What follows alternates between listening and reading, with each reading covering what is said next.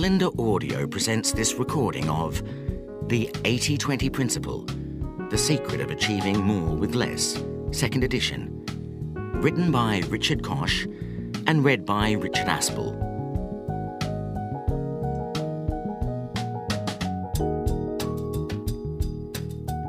Praise for the 80-20 Principle. Congratulations! The 80-20 Principle is terrific. Al Rees, bestselling author of Focus and Positioning. There are ideas in here that could change your life. The Good Book Guide. Koch is a passionate 80-20er. Read this and you will be too. Andrew Campbell, Ashridge Strategic Management Centre. Both astute and entertaining, this is an intriguing book to help people concentrate on not wasting their lives. Professor Theodore Zeldin, St Anthony's College, Oxford. We give this Dali-esque masterwork 5 stars. A beautiful collage of well-written prose. The book is worth many times its price. The Western Review, Tampa Bay, Florida.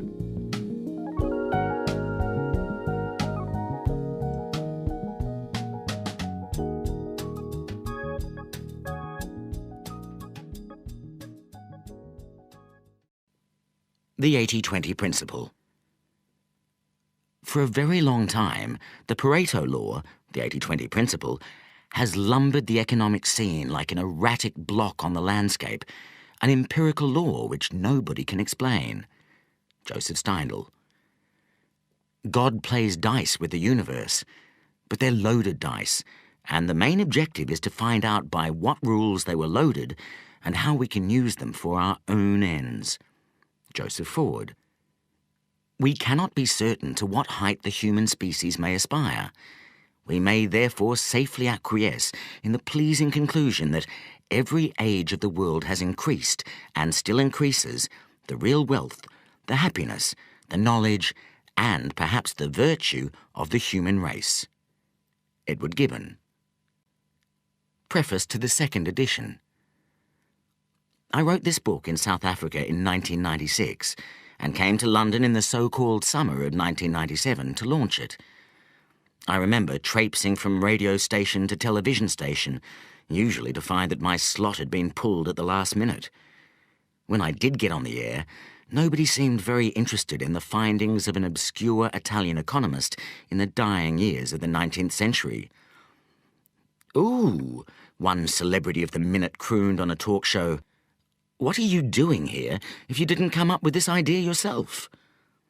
I would like to say that without missing a beat, I mentioned the influence of St. Paul and the Gospel writers in doing the heavy lifting for the ideas of one Jesus of Nazareth, who would otherwise have been unknown. I would like to say that, but in fact I was lost for words. I returned to Cape Town thoroughly dejected.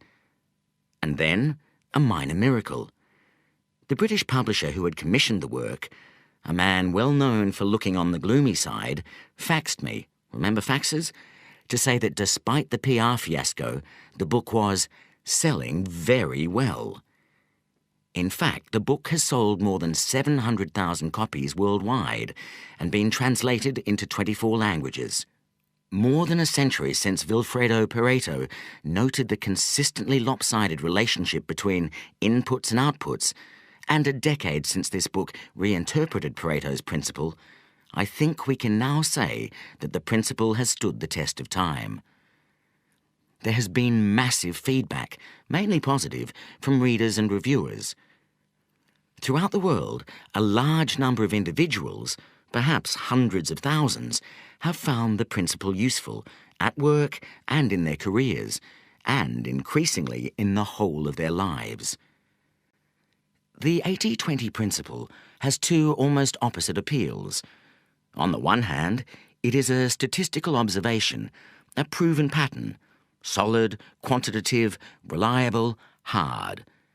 It pleases those who want to get more out of life, to get ahead of the crowd, to increase profits or decrease effort or costs in the pursuit of gain, to dramatically raise efficiency, defined as output divided by input. If we can spot the few cases where the results relative to effort are so much greater than usual, we can become so much more efficient in whatever task we want to accomplish. The principle allows us to enhance our achievement while escaping the tyranny of overwork. On the other hand, the principle has a totally different side. Soft, mystical, eerie, almost magic in the way that the same pattern of numbers crops up everywhere, and related not to efficiency at all, but to everything that makes our lives worthwhile.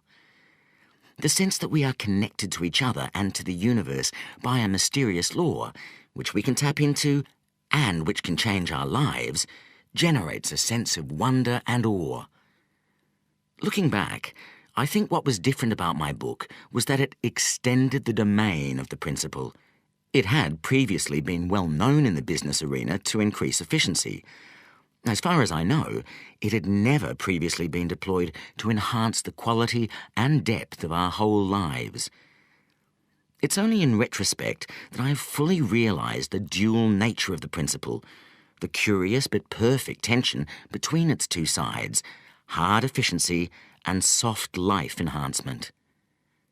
As I explore in the new chapter of the book, this tension represents the yin and yang of the principle, the dialectic where efficiency and life-enhancing uses of it are complementary opposites. Efficiency clears the space for life enhancement, while life enhancement requires us to be clear about the few things that are really important in our work, relationships, and all the other activities we do in our lives. Of course, not everyone accepted my reinterpretation of Pareto's principle. I was surprised at how controversial the book became. While it had its fierce supporters, and a huge number of quiet people who wrote to me saying the book had changed both their professional life and their life as a whole, there were many people who disliked the extension of the principle to the softer side of life, and said so with great clarity and eloquence. The opposition took me aback, but then I came to welcome the contrary voices. They have made me think about the principle more deeply and, as I hope is demonstrated in the final chapter, reach a greater understanding of its dual nature. What is new about this edition? To start with, less is more. I have cut out the original final chapter, Progress Regained. This was a frankly unsuccessful attempt to apply the 80-20 principle to society and politics. Whereas every other part of the book generated both positive and negative comments, this chapter seems to have fallen entirely on stony ground. The only piece I have retained is the conclusion, which is an appeal to individuals to take action. I have replaced it with an entirely new chapter, the yin and yang of the principle. This covers the highlights generated by a decade of reviews, conversations, letters and emails, and amplifies and categorizes the best criticisms of the principle before giving my response. I believe this takes us to a new level of awareness and understanding of the power of the principle. It remains for me to thank everyone who has contributed to the great 80-20 debate. Long may it continue, and thank you all so much. I may have touched your lives, but you have certainly touched mine, and I am most grateful. Richard Koch. Richard Koch at btinternet.com. Estepona, Spain, February 2007. The 80-20 Rap. Did you know that there is an excellent 80-20 rap song, courtesy of the incomparable Wyatt Moe G. Jackson? You can listen to it on the web if you like at www.the8020principle.com. It lasts 3 minutes, like a pop song should. Here are the lyrics, which are interspersed with me summing up the message of this book. Richard Koch is a businessman. He discovered a truth, yes, a master plan. Write a book about it, became a hit. It's not only cool, it's also legit. The 80-20 principle is the title. The lessons it teaches you are vital. Sit back and listen to this sound bite. By the time that you're finished, you'll see the light. The 80-20 principle, the key to success. The 80-20 principle, achieve more with less. The 80-20 principle, the key to success. The 80-20 principle, achieve more. So what is the 80-20 principle? The 80-20 principle asserts that a minority, a small number of causes, inputs or effort usually leads to a majority of the results, outputs or rewards. So most of the outputs result from a very small part of the causes or inputs. The 80-20 principle, the key to success. The 80-20 principle, achieve more with less. The 80-20 principle, the key to success. The 80-20 principle, achieve more. Taken literally, this means that, for example, 80% of what we achieve in our job comes from 20% of the time we spend. Thus, for all practical purposes, 4/5 of our effort, pretty much all of it really, is largely irrelevant, and this is contrary, of course, to what we normally expect. The 80-20 principle, the key to success. The 80-20 principle, achieve more with less. The 80-20 principle, the key to success. The 80-20 principle, achieve more. So the 80-20 principle states that there is an inbuilt imbalance between causes and results, inputs and outputs, efforts and rewards. A good benchmark for this imbalance is provided by the 80-20 relationship. A typical pattern will show that 80% of outputs result from 20% of inputs. 80% of consequences flow from 20% of causes. Or 80% of results come from 20% of effort. In business, many examples of the 80-20 principle have been validated. 20% of products usually account for about 80% of dollar sales, so do 20% of customers. And 20% of products or customers also usually account for 80% of an organization's profits. The 80-20 principle, the key to success. The 80-20 principle, achieve more with less. The 80-20 principle, the key to success. The 80-20 principle, achieve more.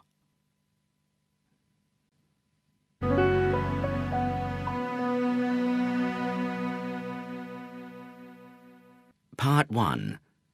Overture. The universe is wonky. What is the 80-20 principle? The 80-20 principle tells us that in any population, some things are likely to be much more important than others. A good benchmark or hypothesis is that 80% of results or outputs flow from 20% of causes, and sometimes from a much smaller proportion of powerful forces. Everyday language is a good illustration. Sir Isaac Pitman, who invented shorthand, discovered that just 700 common words make up 2/3 of our conversation. Including the derivatives of these words, Pitman found that these words account for 80% of common speech. In this case, fewer than 1% of words, the new shorter Oxford English Dictionary lists over 500,000 words, are used 80% of the time. We could call this an 81 principle. Similarly, over 99% of talk uses fewer than 20% of words. We could call this a 99-20 relationship. The movies illustrate the 80-20 principle. A recent study shows that 1.3% of movies earn 80% of box office revenues, producing virtually an 81 rule. The 80-20 principle is not a magic formula. Sometimes the relationship between results and causes is closer to 70-30 than to 80-20 or 81. But it is very rarely true that 50% of causes lead to 50% of results.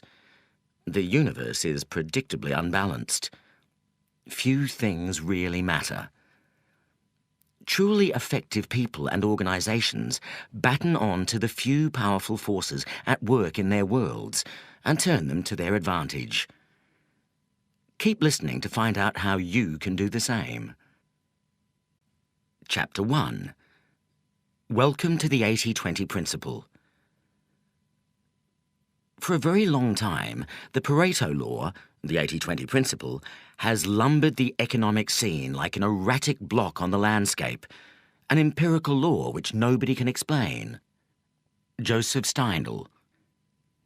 The 80-20 principle can and should be used by every intelligent person in their daily life, by every organization, and by every social grouping and form of society.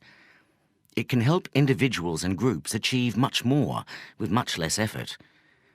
The 80-20 principle can raise personal effectiveness and happiness. It can multiply the profitability of corporations and the effectiveness of any organization. It even holds the key to raising the quality and quantity of public services while cutting their cost. This book, the first ever on the 80-20 principle, is written from a burning conviction validated in personal and business experience that this principle is one of the best ways of dealing with and transcending the pressures of modern life. What is the 80-20 principle?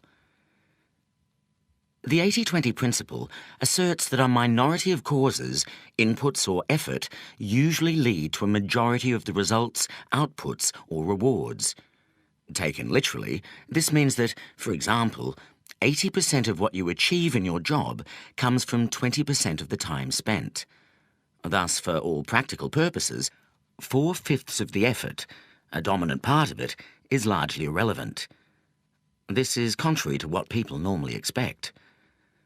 So, the 80-20 principle states that there is an inbuilt imbalance between causes and results, inputs and outputs, and effort and reward. A good benchmark for this imbalance is provided by the 80-20 relationship. A typical pattern will show that 80% of outputs result from 20% of inputs, that 80% of consequences flow from 20% of causes, or that 80% of results come from 20% of effort. In business, many examples of the 80-20 principle have been validated. 20% of products usually account for about 80% of dollar sales value. So do 20% of customers. 20% of products or customers usually also account for about 80% of an organization's profits. In society, 20% of criminals account for 80% of the value of all crime. 20% of motorists cause 80% of accidents. 20% of those who marry comprise 80% of the divorce statistics. Those who consistently remarry and redivorce distort the statistics and give a lopsidedly pessimistic impression of the extent of marital fidelity. 20% of children attain 80% of educational qualifications available. In the home, 20% of your carpets are likely to get 80% of the wear. 20% of your clothes will be worn 80% of the time. And if you have an intruder alarm, 80% of the false alarms will be set off by 20% of the possible causes. The internal combustion engine is a great tribute to the 80-20 principle. 80% of the energy is wasted in combustion, and only 20% gets to the wheels. This 20% of the input generates 100% of the output. Pareto's discovery: systematic and predictable lack of balance. The pattern underlying the 80-20 principle was discovered in 1897, exactly 100 years ago, by Italian economist Vilfredo Pareto, 1848 to 1923. His discovery has since been called many names, including the Pareto principle, the Pareto law, the 80-20 rule, the principle of least effort, and the principle of imbalance. Throughout this book, we will call it the 80-20 principle. By a subterranean process of influence on many important achievers, especially business people, computer enthusiasts, and quality engineers, the 80-20 principle has helped to shape the modern world. Yet it has remained one of the great secrets of our time, and even the select band of cognoscenti who know and use the 80-20 principle only exploit a tiny proportion of its power. So what did Vilfredo Pareto discover? He happened to be looking at patterns of wealth and income in 19th century England. He found that most income and wealth went to a minority of the people in his samples. Perhaps there was nothing very surprising in this, but he also discovered two other facts that he thought highly significant. One was that there was a consistent mathematical relationship between the proportion of people, as a percentage of the total relevant population, and the amount of income or wealth that this group enjoyed. To simplify, if 20% of the population enjoyed 80% of the wealth, then you could reliably predict that 10% would have, say, 65% of the wealth, and 5% would have 50%. The key point is not the percentages, but the fact that the distribution of wealth across the population was predictably unbalanced. Pareto's other finding, one that really excited him, was that this pattern of imbalance was repeated consistently whenever he looked at data referring to different time periods or different countries. Whether he looked at England in earlier times, or whatever data were available from other countries in his own time or earlier, he found the same pattern repeating itself over and over again with mathematical precision. Was this a freak coincidence, or something that had great importance for economics and society? Would it work if applied to sets of data relating to things other than wealth or income? Pareto was a terrific innovator because before him, no one had looked at two related sets of data. In this case, the distribution of incomes or wealth compared to the number of income earners or property owners, and compared percentages between the two sets of data. Nowadays, this method is commonplace and has led to major breakthroughs in business and economics. Sadly, although Pareto realized the importance and wide range of his discovery, he was very bad at explaining it. He moved on to a series of fascinating but rambling sociological theories, centering on the role of elites, which were hijacked at the end of his life by Mussolini's fascists. The significance of the 80-20 principle lay dormant for a generation. While a few economists, especially in the US, realized its importance, it was not until after the Second World War that two parallel yet completely different pioneers began to make waves with the 80-20 principle. 1949. Zipf's principle of least effort. One of these pioneers was the Harvard professor of philology, George K. Zipf. In 1949, Zipf discovered the principle of least effort, which was actually a rediscovery and elaboration of Pareto's principle. Zipf's principle said that resources, people, goods, time, skills, or anything else that is productive, tended to arrange themselves so as to minimize work, so that approximately 20 to 30% of any resource accounted for 70 to 80% of the activity related to that resource. Professor Zipf used population statistics, books, philology, and industrial behavior to show the consistent recurrence of this unbalanced pattern. For example, he analysed all the Philadelphia marriage licenses granted in 1931 in a 20-block area, demonstrating that 70% of the marriages occurred between people who lived within 30% of the distance. Incidentally, Zipf also provided a scientific justification for the messy desk by justifying clutter with another law. Frequency of use draws near to us things that are frequently used. Intelligent secretaries have long known that files in frequent use should not be filed. 1951. Juran's rule of the vital few and the rise of Japan. The other pioneer of the 80-20 principle was the great quality guru, Romanian-born US engineer Joseph Moses Juran, born 1904, the man behind the quality revolution of 1950 to 90. He made what he alternately called the Pareto principle and the rule of the vital few virtually synonymous with the search for high product quality. In 1924, Juran joined Western Electric, the manufacturing division of Bell Telephone System, starting as a corporate industrial engineer and later setting up as one of the world's first quality consultants. His great idea was to use the 80-20 principle, together with other statistical methods, to root out quality faults and improve the reliability and value of industrial and consumer goods. Juran's path-breaking Quality Control Handbook, was first published in 1951 and extolled the 80-20 principle in very broad terms. The economist Pareto found that wealth was non-uniformly distributed in the same way as Juran's observations about quality losses. Many other instances can be found: the distribution of crime amongst criminals, the distribution of accidents among hazardous processes, etc. Pareto's principle of unequal distribution applied to distribution of wealth and to distribution of quality losses. No major U.S. industrialist was interested in Juran's theories. In 1953, he was invited to Japan to lecture and met a receptive audience. He stayed on to work with several Japanese corporations, transforming the value and quality of their consumer goods.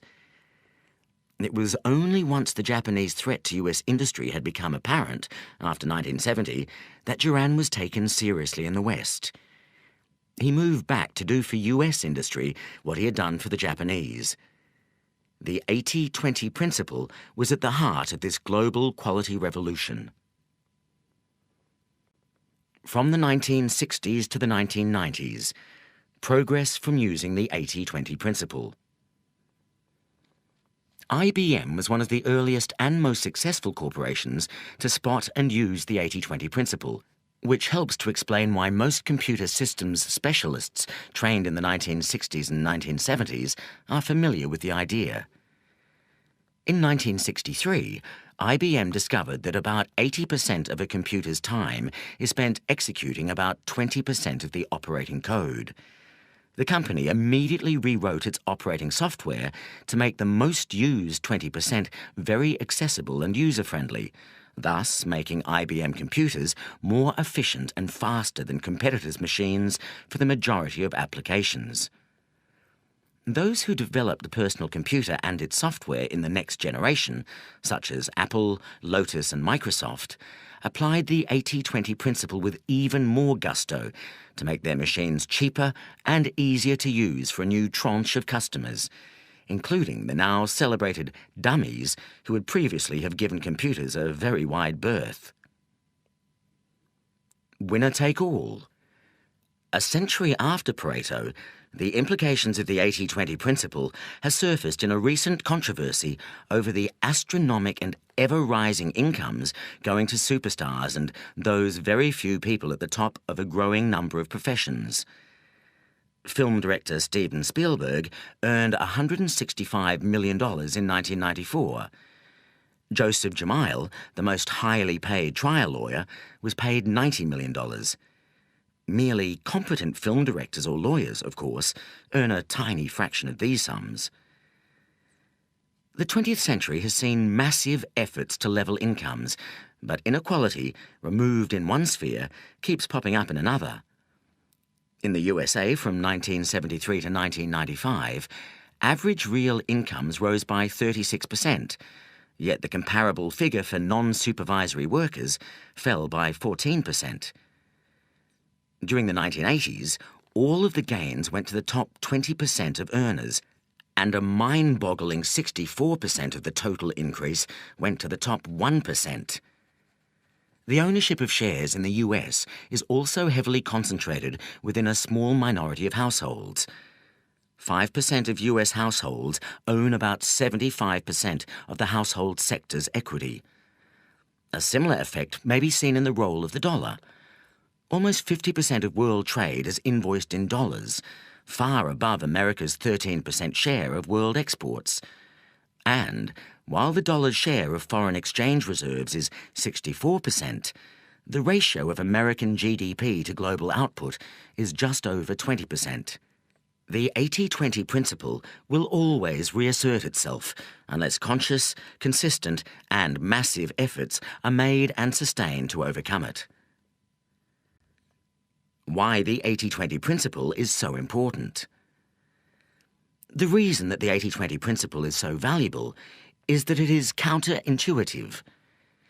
We tend to expect that all causes will have roughly the same significance, that all customers are equally valuable, that every bit of business, every product, and every dollar of sales revenue is as good as any other, that all employees in a particular category have roughly equivalent value, that each day or week or year we spend has the same significance, that all our friends have roughly equal value to us, that all inquiries or phone calls should be treated in the same way, that one university is as good as another, that all problems have a large number of causes, so that it is not worth isolating a few key causes, that all opportunities are of roughly equal value, so that we treat them all equally. We tend to assume that 50% of causes or inputs will account for 50% of results or outputs. There seems to be a natural, almost democratic expectation that causes and results are generally equally balanced. And, of course, sometimes they are. But this 50-50 fallacy is one of the most inaccurate and harmful, as well as the most deeply rooted, of our mental maps. The 80-20 principle asserts that when two sets of data relating to causes and results can be examined and analysed, the most likely result is that there will be a pattern of imbalance. The imbalance may be 65-35, 70-30, 75-25, 80-20, 95-5, or 99.9, 0.1, or any set of numbers in between. However, the two numbers in the comparison don't have to add up to 100. The 80-20 principle also asserts that when we know the true relationship, we are likely to be surprised at how unbalanced it is. Whatever the actual level of imbalance, it is likely to exceed our prior estimate.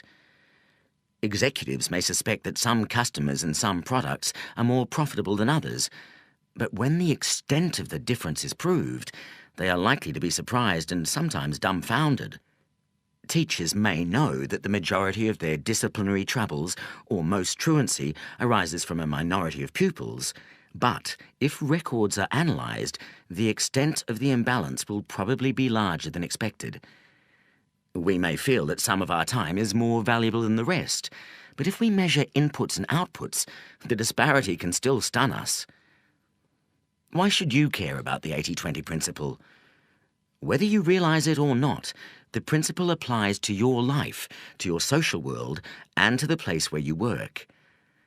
Understanding the 80-20 principle gives you great insight into what is really happening in the world around you. The overriding message of this book is that our daily lives can be greatly improved by using the 80-20 principle. Each individual can be more effective and happier. Each profit-seeking corporation can become very much more profitable. Each non-profit organisation can also deliver much more useful outputs. Every government can ensure that its citizens benefit much more from its existence. For everyone and every institution, it is possible to obtain much more that is of value and avoid what has negative value with much less input of effort, expense, or investment. At the heart of this progress is a process of substitution. Resources that have weak effects in any particular use are not used or are used sparingly. Resources that have powerful effects are used as much as possible. Every resource is ideally used where it has the greatest value. Wherever possible, weak resources are developed so that they can mimic the behaviour of the stronger resources. Business and markets have used this process to great effect for hundreds of years. The French economist J.B. Say coined the word entrepreneur around 1800, saying that the entrepreneur shifts economic resources out of an area of lower productivity into an area of higher productivity and yield. But one fascinating implication of the 80-20 principle is how far businesses and markets still are from producing optimal solutions. For example, the 80-20 principle asserts that 20% of products or customers or employees are really responsible for about 80% of profits. If this is true, and detailed investigations usually confirm that some such very unbalanced pattern exists, the state of affairs implied is very far from being efficient or optimal. The implication is that 80% of products, or customers or employees, are only contributing 20% of profits, that there is great waste, that the most powerful resources of the company are being held back by a majority of much less effective resources, that profits could be multiplied if more of the best sort of products could be sold, employees hired or customers attracted, or convinced to buy more from the firm. In this kind of situation, one might well ask, why continue to make the 80% of products that only generate 20% of profits? Companies rarely ask these questions, perhaps because to answer them would mean very radical action. To stop doing 4/5 of what you are doing is not a trivial change. What J.B. Say called the work of entrepreneurs, modern financiers call arbitrage. International financial markets are very quick to correct anomalies in valuation, for example, between exchange rates. But business organizations and individuals are generally very poor at this sort of entrepreneurship or arbitrage, at shifting resources from where they have weak results to where they have powerful results, or at cutting off low-value resources and buying more high-value resources. Most of the time, we do not realize the extent to which some resources, but only a small minority, are superproductive, what Joseph Juran called the vital few, while the majority, the trivial many, exhibit little productivity or else actually have negative value. If we did realize the difference between the vital few and the trivial many in all aspects of our lives, and if we did something about it, we could multiply anything that we valued. The 80-20 principle and chaos theory. Probability theory tells us that it is virtually impossible for all the applications of the 80-20 principle to occur randomly, as a freak of chance. We can only explain the principle by positing some deeper meaning or cause that lurks behind it. Pareto himself grappled with this issue, trying to apply a consistent methodology to the study of society.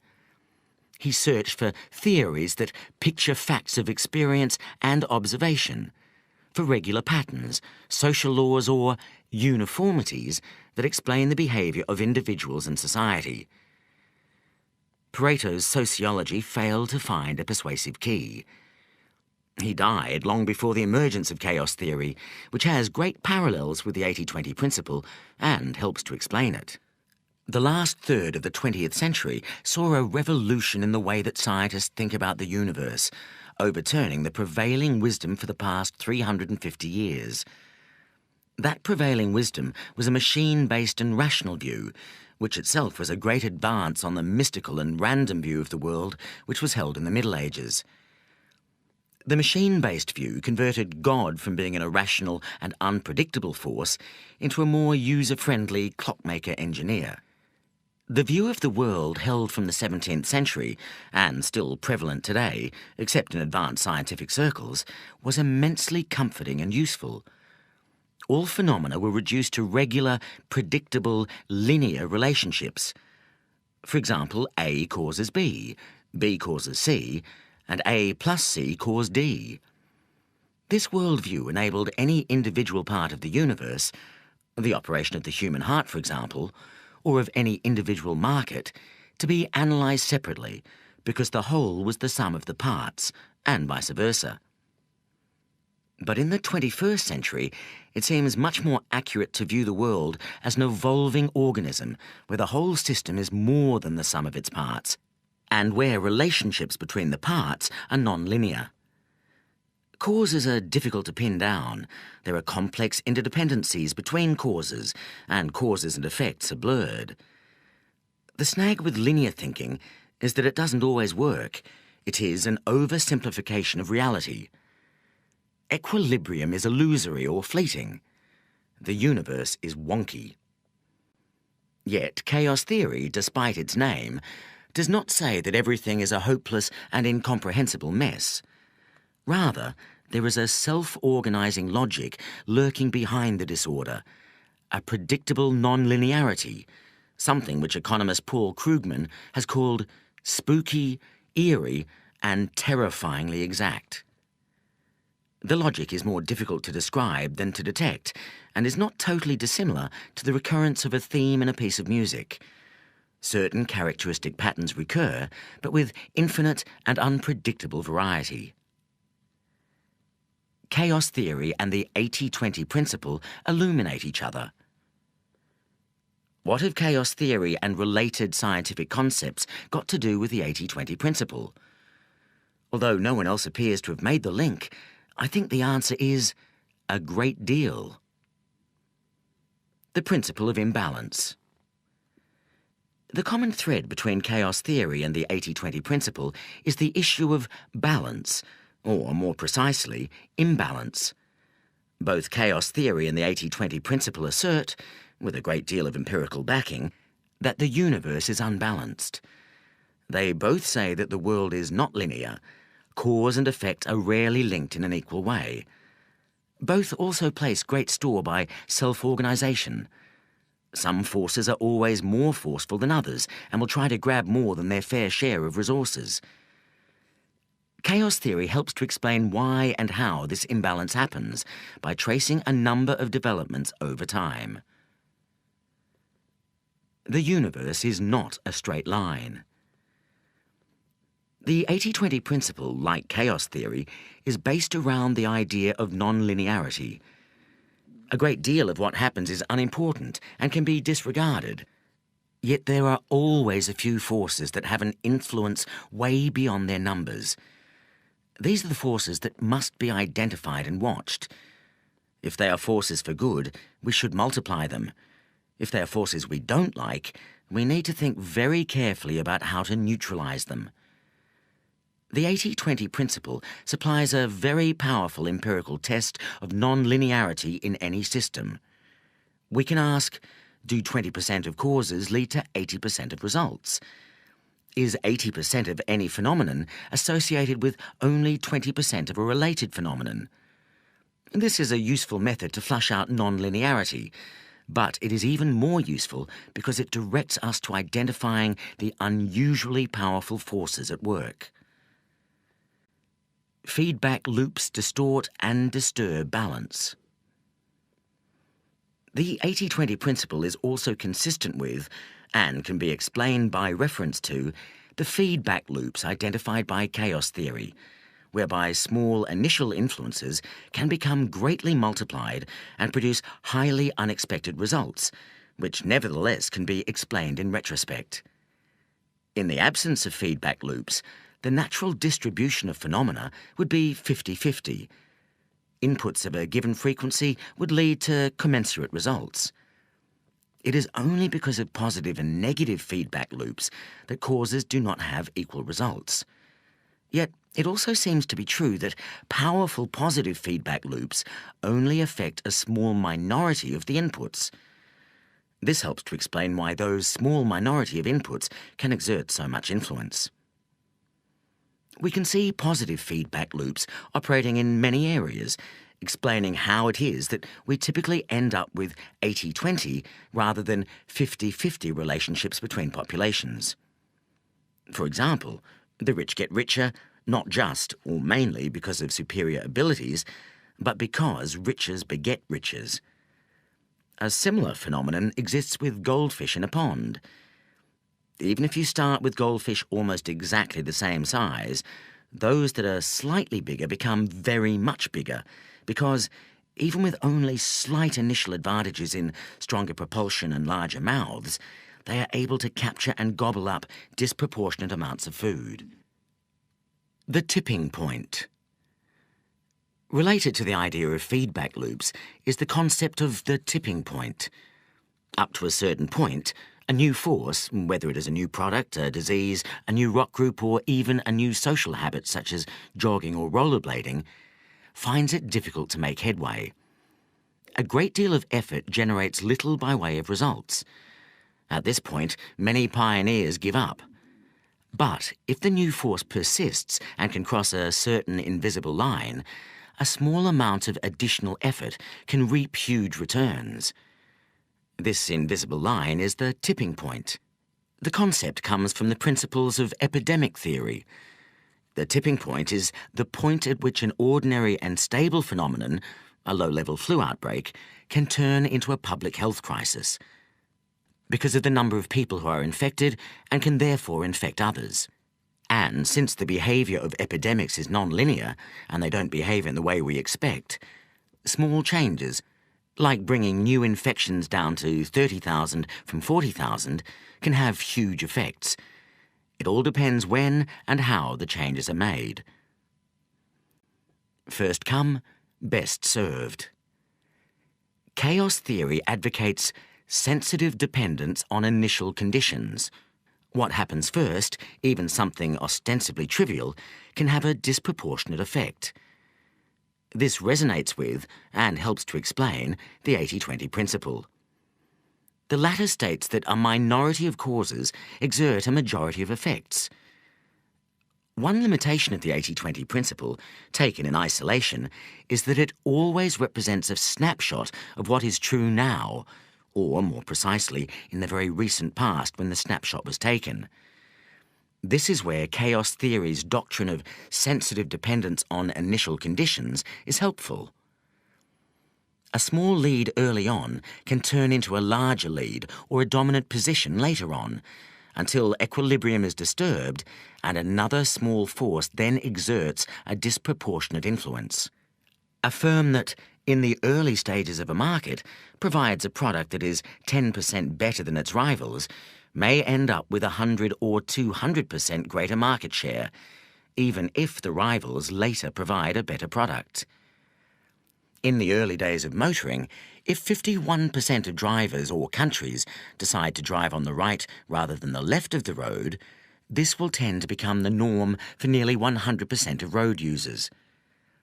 In the early days of using a circular clock, if 51% of clocks go what we now call clockwise rather than counterclockwise, this convention will become dominant, although clocks could just as logically have moved to the left. In fact, the clock over Florence Cathedral moves counterclockwise and shows 24 hours. Soon after 1442, when the cathedral was built, the authorities and clockmakers standardised on a 12-hour clockwise clock because the majority of clocks had those features. Yet, if 51% of clocks had ever been like the clock over Florence Cathedral, we would now be reading a 24-hour clock backwards. These observations regarding sensitive dependence on initial conditions do not exactly illustrate the 80-20 principle. The examples given involve change over time, whereas the 80-20 principle involves a static breakdown of causes at any one time. Yet there is an important link between the two. Both phenomena help to show how the universe abhors balance. In the former case, we see a natural flight away from a 50-50 split of competing phenomena. A 51-49 split is inherently unstable and tends to gravitate towards a 95-5, 99-1, or even 100-0 split. Equality ends in dominance. That is one of the messages of chaos theory. The 80-20 principle's message is different yet complementary. It tells us that, at any one point, a majority of any phenomenon will be explained or caused by a minority of the actors participating in the phenomenon. 80% of the results come from 20% of the causes. A few things are important, most are not. The 80-20 principle sorts good movies from bad. One of the most dramatic examples of the 80-20 principle at work is with movies. Two economists made a study of the revenues and lifespans of 300 movies released over an 18-month period. They found that 4 movies, just 1.3% of the total, earned 80% of box office revenues. The other 296 movies, or 98.7%, earned only 20% of the gross. So movies, which are a good example of unrestricted markets at work, produce virtually an 80-1 rule, a very clear demonstration of the principle of imbalance. Even more intriguing is why. It transpires that moviegoers behave just like gas particles in random motion. As identified by chaos theory, gas particles, ping-pong balls or moviegoers all behave at random, but produce a predictably unbalanced result. Word of mouth from reviews and the first audiences determines whether the second set of audiences will be large or small, which determines the next set, and so on. Movies like Independence Day or Mission Impossible continue to play to packed houses, while other star-studded and expensive movies like Waterworld or Daylight very quickly play to smaller and smaller houses, and then none at all. This is the 80-20 principle working with a vengeance. A guide to this guidebook. Chapter 2 explains how you can put the 80-20 principle into practice and explores the distinction between 80-20 analysis and 80-20 thinking, both of which are useful methods derived from the 80-20 principle. 80-20 analysis is a systematic, quantitative method of comparing causes and effects. 80-20 thinking is a broader, less precise and more intuitive procedure comprising the mental models and habits that enable us to hypothesize what are the important causes of anything important in our lives, to identify these causes, and to make sharp improvements in our position by redeploying our resources accordingly. Part 2, Corporate Success Needn't Be a Mystery, summarizes the most powerful business uses of the 80-20 principle. These uses have been tried and tested and found to be of immense value, yet remain curiously unexploited by most of the business community. There is little in my summary that is original, but anyone seeking major profit improvement, whether for a small or large business, should find this a very useful primer and the first ever to appear in a book. Part 3, Work Less, Earn and Enjoy More, shows how the 80-20 principle can be used to raise the level at which you are operating in both your work and personal life. This is a pioneering attempt to apply the 80-20 principle on a novel canvas, and the attempt, although I am sure it is imperfect and incomplete in many ways, does lead to some surprising insights. For example, 80% of the typical person's happiness or achievement in life occurs in a small proportion of that life. The peaks of great personal value can usually be greatly expanded. The common view is that we are short of time. My application of the 80-20 principle suggests the reverse, that we are actually awash with time and profligate in its abuse. Part 4, Fresh Insights, the principle revisited, considers feedback I have received and how my thinking on the 80-20 principle has developed since the first edition of this book. Why the 80-20 principle brings good news. I want to end this introduction on a personal rather than a procedural note. I believe that the 80-20 principle is enormously hopeful. Certainly, the principle brings home what may be evident anyway, that there is a tragic amount of waste everywhere in the way that nature operates, in business, in society, and in our own lives. If the typical pattern is for 80% of results to come from 20% of inputs, it is necessarily typical too that 80%, the great majority of inputs, are having only a marginal 20% impact. The paradox is that such waste can be wonderful news if we can use the 80-20 principle creatively, not just to identify and castigate low productivity, but to do something positive about it. There is enormous scope for improvement by rearranging and redirecting both nature and our own lives. Improving on nature, refusing to accept the status quo, is the root of all progress, evolutionary, scientific, social, and personal. George Bernard Shaw put it well. The reasonable man adapts himself to the world. The unreasonable one persists in trying to adapt the world to himself. Therefore, all progress depends on the unreasonable man.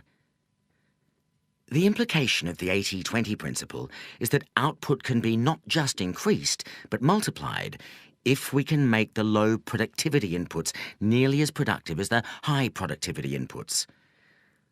Successful experiments with the 80-20 principle in the business arena suggest that, with creativity and determination, this leap in value can usually be made. There are two routes to achieving this. One is to reallocate the resources from unproductive to productive uses, the secret of all entrepreneurs down the ages. Find a round hole for a round peg, a square hole for a square peg, and a perfect fit for any shape in between. Experience suggests that every resource has its ideal arena, where the resource can be tens or hundreds of times more effective than in most other arenas. The other route to progress, the method of scientists, doctors, preachers, computer systems designers, educationalists, and trainers, is to find ways to make the unproductive resources more effective, even in their existing applications. To make the weak resources behave as though they were their more productive cousins. To mimic, if necessary by intricate rote-learning procedures, the highly productive resources. The few things that work fantastically well should be identified, cultivated, nurtured, and multiplied.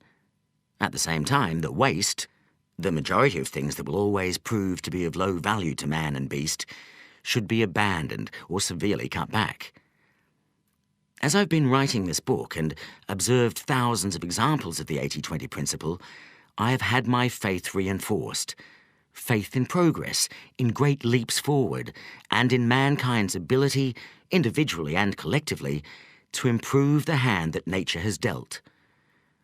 Joseph Ford comments, "God plays dice with the universe, but they're loaded dice, and the main objective is to find out by what rules they were loaded and how we can use them for our own ends."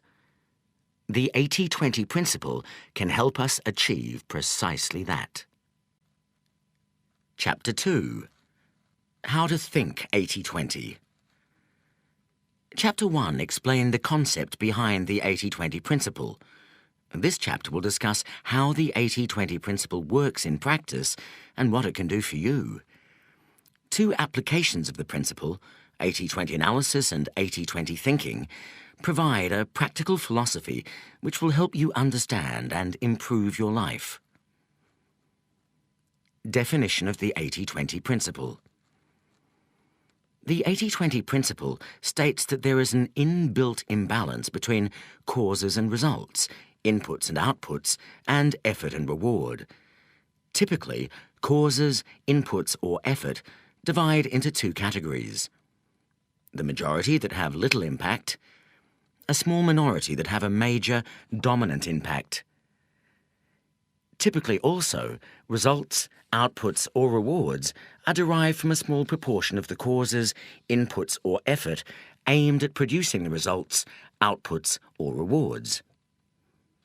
The relationship between causes, inputs, or efforts on the one hand, and results, outputs, or rewards on the other, is therefore typically unbalanced. When this imbalance can be measured arithmetically, a good benchmark for the imbalance is the 80-20 relationship. 80% of results, outputs, or rewards are derived from only 20% of the causes, inputs, or effort. About 80% of the world's energy is consumed by 15% of the world's population, for example. 80% of the world's wealth is possessed by 25% of the world's people. In healthcare, 20% of your population base and/or 20% of its disease elements will consume 80% of your resources.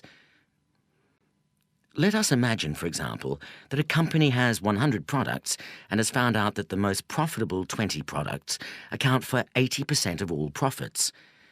It might help here to picture two piles: a big pile of the 100 products the company makes and a pile of cash that represents the profits made. Just one profitable product, 1% of the total products, makes 20% of the profits. So, if you pull that particular widget out of the pile of products, you have to match it with the 20% of the money from the cash pile. If we continue counting the next most profitable product, and the next, until we have the profits from the top 20 products, we end up with two pairs of piles. The first pair has one small pile of the top 20 products and one big pile of cash representing 80% of the profits. The second pair is the flip side of this. There's a big pile, which is the company's other 80 products, and a small pile of cash to represent the profit they make, which is just 20% of total profits.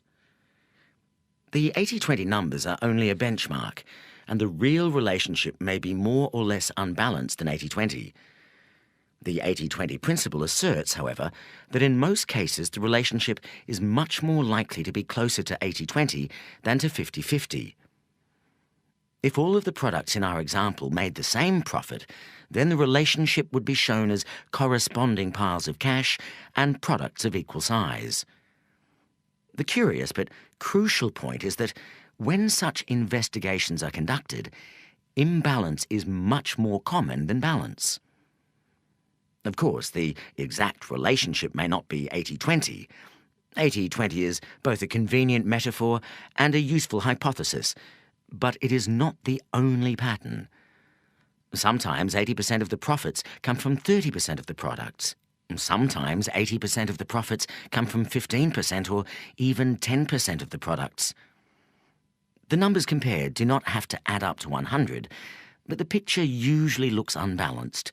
There's a bigger pile of cash paired with a smaller pile of products, rather than piles of cash and goods of about the same size. It is perhaps unfortunate that the numbers 80 and 20 add up to 100. This makes the result look elegant, as indeed would a result of 50-50, 70-30, 99-1, or many other combinations. And it is certainly memorable. But it makes many people think that we are dealing with just one set of data, 100%. Well, this is not so. If 80% of people are right-handed and 20% are left-handed, this is not an 80-20 observation. To apply the 80-20 principle, you have to have two sets of data, both adding up to 100%, and one measuring a variable quantity owned, exhibited, or caused by the people or things making up the other 100%. What the 80-20 principle can do for you. Every person I have known who has taken the 80-20 principle seriously has emerged with useful and, in some cases, life-changing insights. You have to work out your own uses for the principle. They will be there if you look creatively. Part 3, chapters 9 to 15, will guide you on your odyssey, but I can illustrate with some examples from my own life. How the 80-20 principle has helped me. When I was a raw student at Oxford, my tutor told me never to go to lectures. Books can be read far faster, he explained, but never read a book from cover to cover, except for pleasure. When you are working, find out what the book is saying much faster than you would by reading it through. Read the conclusion, then the introduction, then the conclusion again, then dip lightly into any interesting bits. What he was really saying was that 80% of the value of a book can be found in 20% or fewer of its pages, and absorbed in 20% of the time most people would take to read it through. I took to this study method and extended it. At Oxford, there is no system of continuous assessment, and the class of degree earned depends entirely on finals, the examinations taken at the end of the course. I discovered from the form book, that is by analysing past examination papers, that at least 80%, sometimes 100%, of an examination could be well answered with knowledge from 20% or fewer of the subjects that the exam was meant to cover. The examiners could therefore be much better impressed by a student who knew an awful lot about relatively little, rather than a fair amount about a great deal. This insight enabled me to study very efficiently. Somehow, without working very hard, I ended up with a congratulatory first-class degree. I used to think this proved that Oxford dons were gullible. I now prefer to think, perhaps improbably, that they were teaching us how the world worked. I went to work for Shell, serving my time at a dreadful oil refinery. This may have been very good for my soul, but I rapidly realised that the best-paying jobs for young and inexperienced people such as I lay in management consultancy. So I went to Philadelphia and picked up an effortless MBA from Wharton, scorning the boot camp-style so-called learning experience from Harvard. I joined a leading US consultancy that on day one paid me 4 times what Shell had paid me when I left. No doubt 80% of the money to be had by people of my tender age was concentrated in 20% of the jobs. Since there were too many colleagues in the consultancy who were smarter than me, I moved to another US strategy boutique. I identified it because it was growing faster than the firm I had joined, yet had a much smaller proportion of really smart people. Who you work for is more important than what you do. Here I stumbled across many paradoxes of the 80-20 principle. 80% of the growth in the strategy consultancy industry, then as now growing like gangbusters, was being appropriated by firms that then had, in total, fewer than 20% of the industry's professional staff. 80% of rapid promotions were also available in just a handful of firms. Believe me, talent had very little to do with it. When I left the first strategy firm and joined the second, I raised the average level of intelligence in both. Yet the puzzling thing was that my new colleagues were more effective than my old ones. Why? They didn't work any harder, but they followed the 80-20 principle in 2 key ways. First, they realized that for most firms, 80% of profits come from 20% of clients. In the consulting industry, that means 2 things: large clients and long-term clients. Large clients give large assignments, which means you can use a higher proportion of lower-cost younger consultants. Long-term client relationships create trust and raise the cost to the client of switching to another consulting firm. Long-term clients tend not to be price-sensitive. In most consulting firms, the real excitement comes from winning new clients. In my new firm, the real heroes were those who worked on the largest existing clients for the longest possible time. And they did this by cultivating the top bosses of those client corporations. The second key insight the consulting firm had was that in any client, 80% of the results available would flow from concentrating on the 20% of most important issues. These were not necessarily the most interesting ones from a curious consultant's viewpoint, but whereas our competitors would look superficially at a whole range of issues and then leave them for the client to act or not on the recommendations, we kept plugging away at the most important issues until we had bludgeoned the client into successful action. The client's profits often soared as a result, as did our consulting budgets. Are you working to make others rich, or is it the reverse? I soon became convinced that, for both consultants and their clients, effort and reward were at best only loosely linked. It was better to be in the right place than to be smart and work hard. It was best to be cunning and focus on results rather than inputs. Acting on a few key insights produced the goods. Being intelligent and hard-working did not. Sadly, for many years, guilt and conformity to peer group pressure kept me from fully acting on this lesson. I worked far too hard. By this time, the consulting firm had several hundred professional staff, and about 30 people, including myself, who were called partners. But 80% of the profits went to one man, the founder, even though numerically he constituted less than 4% of the partnership and a fraction of 1% of the consulting force. Instead of continuing to enrich the founder, 2 other junior partners and I spun off to set up our own firm, doing exactly the same thing. We, in turn, grew to have hundreds of consultants. Before long, although the 3 of us on any measure did less than 20% of the firm's valuable work, we enjoyed over 80% of the profits. This, too, caused me guilt. After 6 years I quit, selling my shares to the other partners.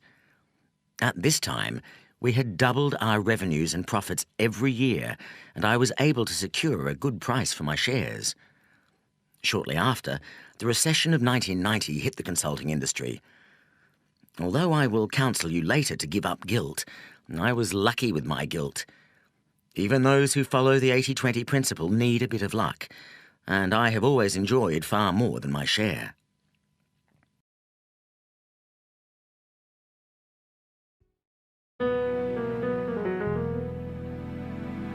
This is the end of CD 1. The book continues on CD 2.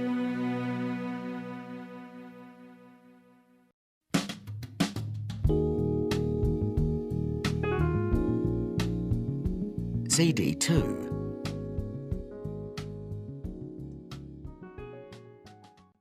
Wealth from investment can dwarf wealth from working. With 20% of the money received, I made a large investment in the shares of one corporation, Filofax. Investment advisors were horrified. At the time, I owned about 20 shares in quoted public companies, but this one stock, 5% of the number of shares I owned, accounted for about 80% of my portfolio. Fortunately, the proportion proceeded to grow still further, as over the next 3 years, Filofax shares multiplied several times in value. When I sold some shares in 1995, it was at nearly 18 times the price I had paid for my first stake. I made 2 other large investments, one in a start-up restaurant called Belgo, and the other in MSI, a hotel company that at the time owned no hotels. Together, these 3 investments at cost comprised about 20% of my net worth, but they have accounted for more than 80% of my subsequent investment gains, and now comprise over 80% of a much larger net worth. As Chapter 14 will show, 80% of the increase in wealth from most long-term portfolios comes from fewer than 20% of the investments. It is crucial to pick this 20% well, and then concentrate as much investment as possible into it. Conventional wisdom is not to put all your eggs in one basket. 80-20 wisdom is to choose a basket carefully, load all your eggs into it, and then watch it like a hawk. How to use the 80-20 principle. There are 2 ways to use the 80-20 principle. Traditionally, the 80-20 principle has required 80-20 analysis, a quantitative method to establish the precise relationship between causes, input, effort, and results, outputs, rewards. This method uses the possible existence of the 80-20 relationship as a hypothesis and then gathers the facts so that the true relationship is revealed. This is an empirical procedure which may lead to any result ranging from 50-50 to 99.90.1. If the result does demonstrate a marked imbalance between inputs and outputs, say a 65-35 relationship, or an even more unbalanced one, then normally action is taken as a result. A new and complementary way to use the 80-20 principle is what I call 80-20 thinking. This requires deep thought about any issue that is important to you and asks you to make a judgment on whether the 80-20 principle is working in that area. You can then act on the insight. 80-20 thinking does not require you to collect data or actually test the hypothesis. Consequently, 80-20 thinking may on occasion mislead you. It is dangerous to assume, for example, that you already know what the 20% is if you identify a relationship. But I will argue that 80-20 thinking is much less likely to mislead you than is conventional thinking. 80-20 thinking is much more accessible and faster than 80-20 analysis, although the latter may be preferred when the issue is extremely important and you find it difficult to be confident about an estimate. We look first at 80-20 analysis and then at 80-20 thinking. 80-20 analysis. 80-20 analysis examines the relationship between 2 sets of comparable data. One set of data is always a universe of people or objects, usually a large number of 100 or more, that can be turned into a percentage. The other set of data relates to some interesting characteristic of the people or objects that can be measured and also turned into a percentage. For example, we might decide to look at a group of 100 friends, all of whom are at least occasional beer drinkers, and compare how much beer they drank last week. So far, this method of analysis is common to many statistical techniques. What makes 80-20 analysis unique is that the measurement ranks the second set of data in descending order of importance and makes comparisons between percentages in the two sets of data. In our example, then, we will ask all our 100 friends how many glasses of beer they drank last week and array the answers in a table in descending order. 80-20 analysis can compare percentages from the two sets of data, the friends and the amount of beer drunk. In this case, we can say that 70% of the beer was drunk by just 20% of the friends. This would therefore give us a 70-20 relationship. We can summarise this data visually in an 80-20 frequency distribution chart, or 80-20 chart for short. In this chart, the vertical axis is the glasses of beer drunk, and the horizontal axis is the 100 beer drinkers. The data on the chart looks a bit like a coastal cliff. First a downward sloping hill, then a sudden dramatic drop-off to a wide flat beach, then a small further drop to the sea. The big drop comes just after our 20th drinker. The beach is our middle 60 drinkers, and the sea is the bottom 20 drinkers. Why is this called 80-20 analysis? When comparing these relationships, the most frequent observation, made long ago, probably in the 1950s, was that 80% of the quantity being measured came from 20% of the people or objects. 80-20 has become shorthand for this type of unbalanced relationship, whether or not the precise result is 80-20. Statistically, an exact 80-20 relationship is unlikely. It is the convention of 80-20 that it is the top 20% of causes that is cited, not the bottom. 80-20 analysis is my name for the way that the 80-20 principle has generally been used to date, that is, in a quantitative and empirical way, to measure possible relationships between inputs and outputs. We could equally well observe from the data on our beer-drinking friends that the bottom 20% of people only consumed 30 glasses, or 3% of the total. It would also be perfectly legitimate to call this a 3-20 relationship, although this is rarely done. The emphasis is nearly always on the heavy users or causes. If a brewery was conducting a promotion or wanted to find out what beer drinkers thought about their range of beers, it would be most useful to go to the top 20. We might also want to know what percentage of our friends combine to account for 80% of total beer consumption. In this case, inspection would show that Mike G, the 28th biggest drinker with 10 glasses, took the cumulative total to 800 glasses. We could express this relationship, therefore, as 80-28. 80% of total beer was drunk by just 28% of our friends. It should be clear from this example that 80-20 analysis may result in any set of findings. Clearly, individual findings are more interesting and potentially more useful where there is an imbalance. If, for example, we have found that all of our friends had drunk exactly 8 glasses each, the brewery would not have been very interested in using our group for promotion or research. In this case, we would have had a 20-20 relationship. 20% of beer was drunk by the top 20% of friends, or an 80-80 relationship. 80% of beer was drunk by 80% of friends. Bar charts show 80-20 relationships best.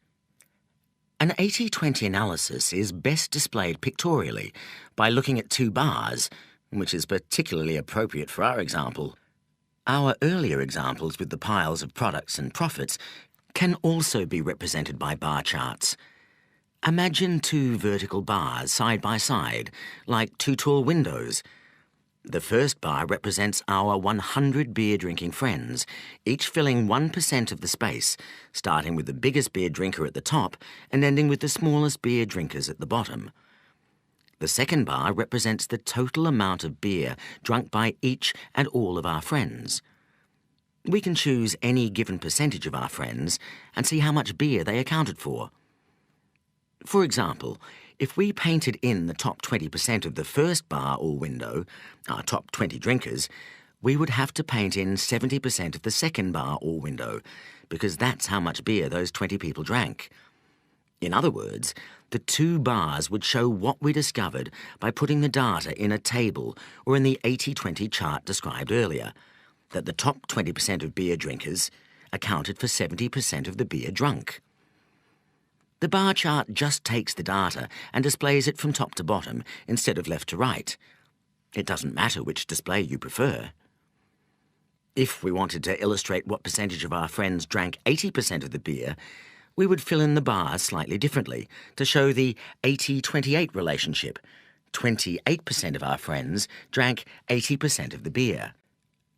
What is 80-20 analysis used for? Generally, to change the relationship it describes or to make better use of it. One use is to concentrate on the key causes of the relationship, the 20% of inputs that lead to 80%, or whatever the precise number is, of the outputs. If the top 20% of beer drinkers account for 70% of beer consumed, this is a group that a brewery should concentrate on reaching in order to attract as high a share as possible of the business from the 20%, and possibly also to increase their beer consumption still further. For all practical purposes, the brewery may decide to ignore the 80% of beer drinkers who only consume 30% of the beer. This simplifies the task immensely. Similarly, a firm that finds that 80% of its profits come from 20% of its customers should use this information to concentrate on keeping that 20% happy and increasing the business carried out with them. This is much easier, as well as more rewarding, than paying equal attention to the whole customer group. Or, if the firm finds that 80% of its profits come from 20% of its products, it should put most of its efforts behind selling more of those products.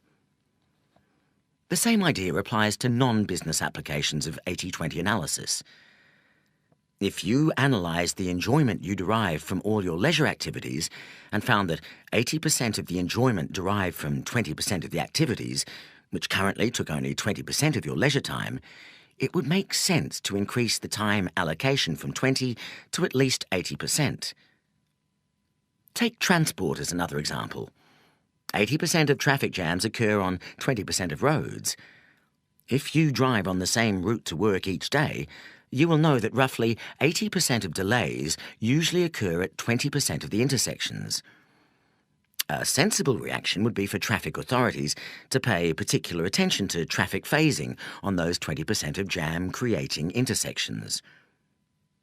While the expense of such phasing might be too much for 100% of junctions, 100% of the time, it would be money well spent in the key 20% of locations for 20% of the day. The second main use of 80-20 analysis is to do something about the underperforming 80% of inputs that contribute only 20% of the output. Perhaps the occasional beer drinkers can be persuaded to drink more, for example by providing a blander product. Perhaps you could work out ways to get greater enjoyment out of the underperforming leisure activities. In education, interactive teaching systems now replicate the technique used by college professors where questions are addressed randomly to any student in order to combat the 80-20 rule, where 80% of classroom participation comes from 20% of the trainees. In US shopping malls, it has been found that women, some 50% of the population, account for 70% of the dollar value of all purchases. One way to increase the 30% of sales to men might be to build stores specifically designed for them. Although this second application of 80-20 analysis is sometimes very useful and has been put to great effect in industry in improving the productivity of underperforming factories, it is generally harder work and less rewarding than the first use. Don't apply 80-20 analysis in a linear way. In discussing the uses of 80-20 analysis, we must also briefly address its potential abuses. Like any simple and effective tool, 80-20 analysis can also be misunderstood, misapplied, and, instead of being the means to an unusual insight, serve as the justification for conventional thuggery. 80-20 analysis, applied inappropriately and in a linear way, can also lead the innocent astray. You need constantly to be vigilant against false logic. Let me illustrate this with an example from the book trade.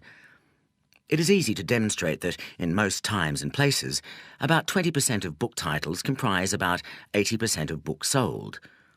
For those who are steeped in the 80-20 principle, this is not surprising. It might seem a short hop to the conclusion that bookshops should cut the range of books they stock, or, indeed, that they should concentrate largely or exclusively on bestsellers. Yet, what is interesting is that in most cases, instead of sending profits up, restricting range has sent profits down. This does not invalidate the 80-20 principle for two reasons. The key consideration is not the distribution of books sold, but what customers want. If customers go to the trouble of visiting a bookstore, they want to find a reasonable range of books, as opposed to a kiosk or supermarket where they don't expect range. Bookstores should concentrate on the 20% of customers who account for 80% of their profits and find out what those 20% of customers want. The other reason is that what matters even when considering books, as opposed to customers, is not the distribution of sales, the 20% of books that represent 80% of sales, but the distribution of profits, the 20% of titles that generate 80% of profits. Very often, these are not the so-called bestsellers, books written by well-known authors. In fact, a study in the US revealed that bestsellers represent about 5% of total sales. The true bestsellers are often those books that never make it into the charts, but sell a reliable quantity year in and year out, often at high margins. As the same US research comments, core inventory represents those books that sell season in and season out.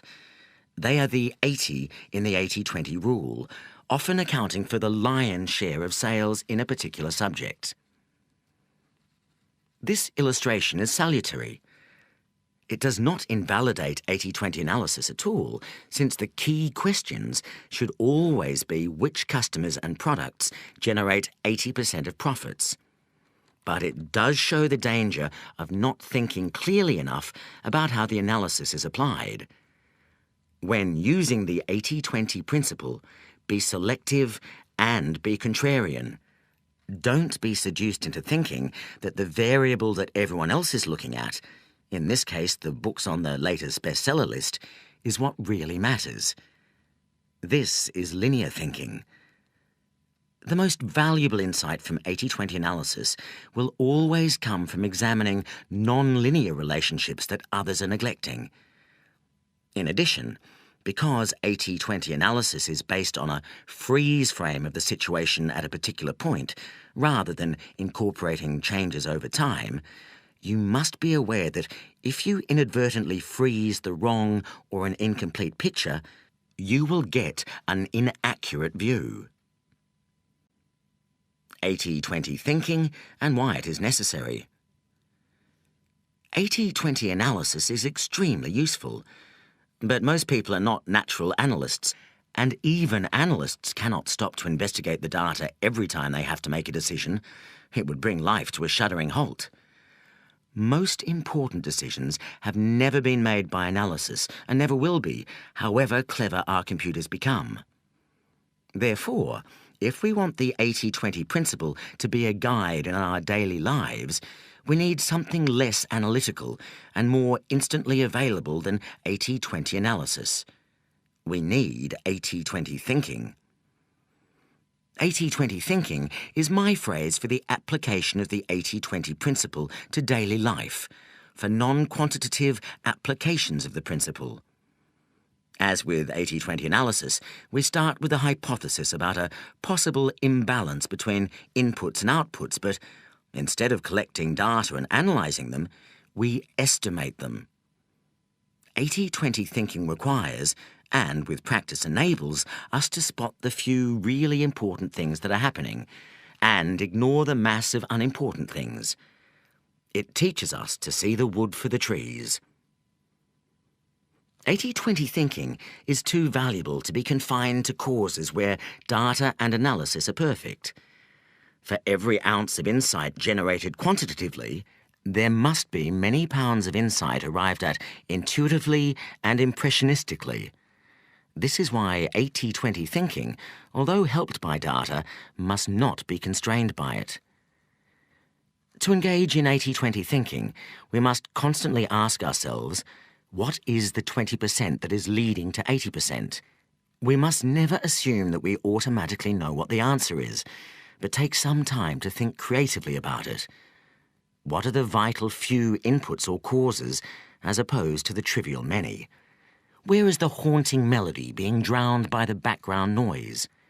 80-20 thinking is then used in the same way as the results from 80-20 analysis, to change behaviour and, normally, to concentrate on the most important 20%. You know that 80-20 thinking is working when it multiplies effectiveness.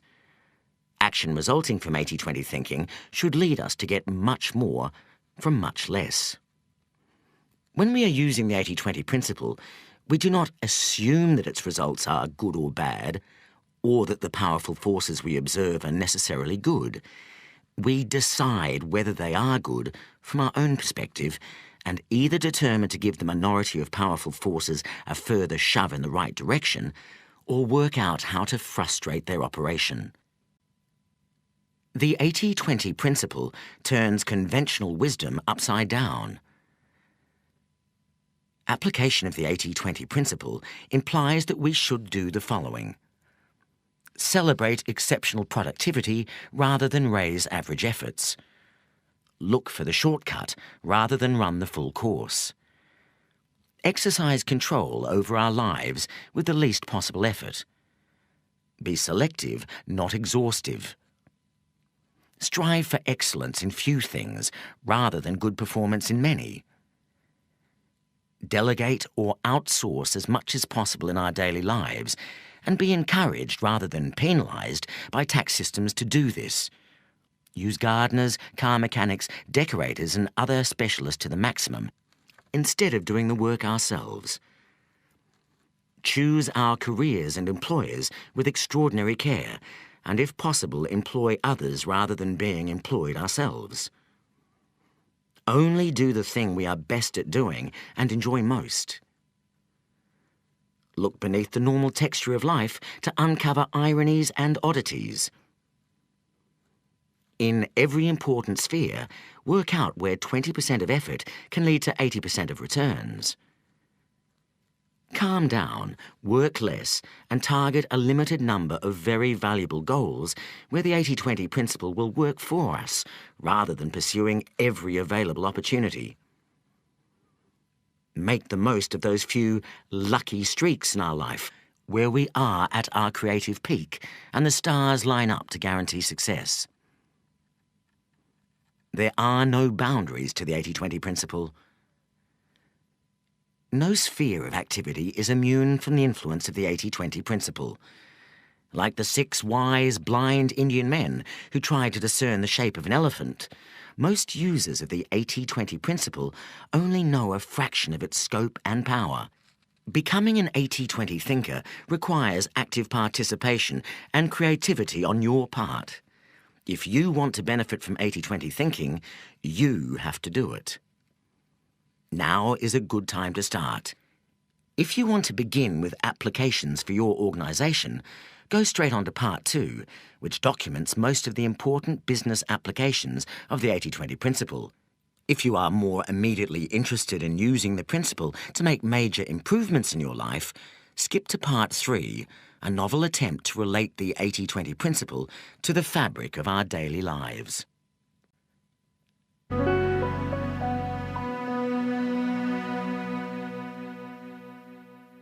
Part 2. Corporate success needn't be a mystery. Chapter 3. The Underground Cult. Now we see in a mirror dimly, but then we shall see face to face. Now I know in part, then I shall understand fully. 1 Corinthians 13:12. It is difficult to gauge the extent to which the 80-20 principle is already known in business. This is almost certainly the first book on the subject. Yet, in my research, I was easily able to find several hundred articles referring to the use of 80-20 in all kinds of businesses all over the world. Many successful firms and individuals swear by the use of the 80-20 principle, and most holders of MBAs have heard of it. Yet, considering that the 80-20 principle has affected the lives of hundreds of millions of people, even though they may be unaware of it, it remains strangely uncelebrated. It is time to put this right. The first 80-20 wave. The Quality Revolution. The Quality Revolution that took place between 1950 and 1990 transformed the quality and value of branded consumer goods and other manufactures. The quality movement has been a crusade to obtain consistently higher quality at lower cost by the application of statistical and behavioral techniques. The objective, now almost reached with many products, is to obtain a zero rate of product defects. It is possible to argue that the quality movement has been the most significant driver of higher living standards throughout the world since 1950. The movement has an intriguing history. Its two great messiahs, Joseph Juran, born 1904, and W. Edwards Deming, born 1900, were both Americans, although Juran was born in Romania. Respectively an electrical engineer and a statistician, they developed their ideas in parallel after the Second World War, but found it impossible to interest any major US corporation in the quest for extraordinary quality. Juran published the first edition of his Quality Control Handbook, the Bible of the quality movement, in 1951, but it received a very flat reception. The only serious interest came from Japan, and both Juran and Deming moved there in the early 1950s. Their pioneering work took an economy known at the time for shoddy imitations and transformed it into a powerhouse of high quality and productivity.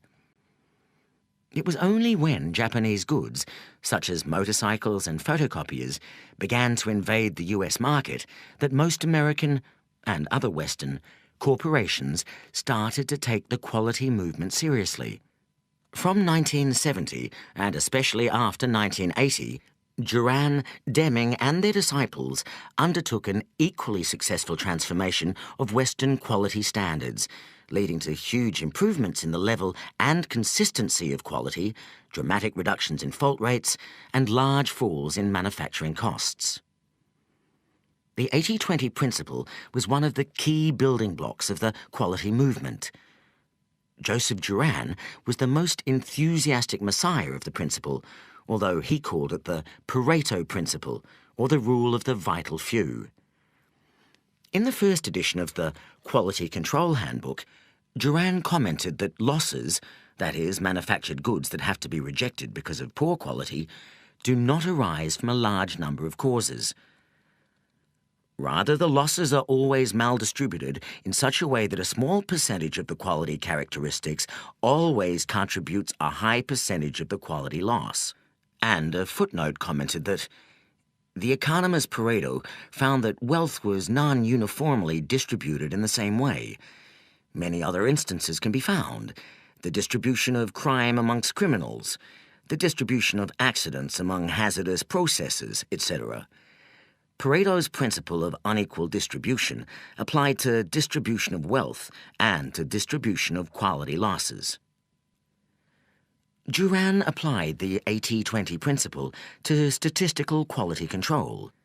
The approach is to identify the problems causing lack of quality and to rank them from the most important, the 20% of defects causing 80% of quality problems, to the least important. Both Juran and Deming came to use the phrase 80-20 increasingly, encouraging diagnosis of the few defects causing most of the problems. Once the vital few sources of off-quality product have been identified, effort is focused on dealing with these issues rather than trying to tackle all the problems at once. As the quality movement has progressed from an emphasis on quality control through to the view that quality must be built into products in the first place by all operators, and to total quality management and increasingly sophisticated use of software, the emphasis on 80-20 techniques has grown so that today almost all quality practitioners are familiar with 80-20. Some recent references illustrate the ways in which the 80-20 principle is now being used. In a recent article in the National Productivity Review, Ronald J. Ricardo asks, "Which gaps adversely affect your most strategic consumers?" As with many other quality problems, Pareto's law prevails here too. If you remedy the most critical 20% of your quality gaps, you will realize 80% of the benefits. This first 80% typically includes your breakthrough improvements. Another writer, focusing on corporate turnarounds, comments, "For every step in your business process, ask yourself if it adds value or provides essential support. If it does neither, it's waste. Cut it." This is the 80-20 rule revisited. You can eliminate 80% of the waste by spending only 20% of what it would cost you to get rid of 100% of the waste. Go for the quick gain now. The 80-20 principle was also used by Ford Electronics Manufacturing Corporation in a quality program that won the Shingo Prize. Just-in-time programs have been applied using the 80-20 rule. 80% of the value is spread over 20% of the volume, and top dollar usages are analysed constantly. Labour and overhead performance were replaced by manufacturing cycle time analysis by product line, reducing product cycle time by 95%. New software incorporating the 80-20 principle is being used to raise quality.